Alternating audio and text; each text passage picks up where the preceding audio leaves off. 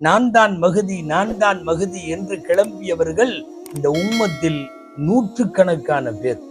அவ்வப்போது தன்னை மஹதி என்று சொல்லுவார்கள். மார்க்கத்தில் மஹதியை பற்றிய குறிப்புரைகள் தெளிவாக இருக்கிறது. அவர்களின் பெயர், பெற்றோரின் பெயர், அவர்கள் வெளிப்படும் இடம், வந்து அவர்கள் பேசுகிற பேச்சு, அவர்களை பின்பற்றுகிற கூட்டம், அவர்கள் எங்கே வெளிப்படுவார்கள், எப்போது வெளிப்படுவார்கள், எல்லா செய்திகளும் இருக்கிறது.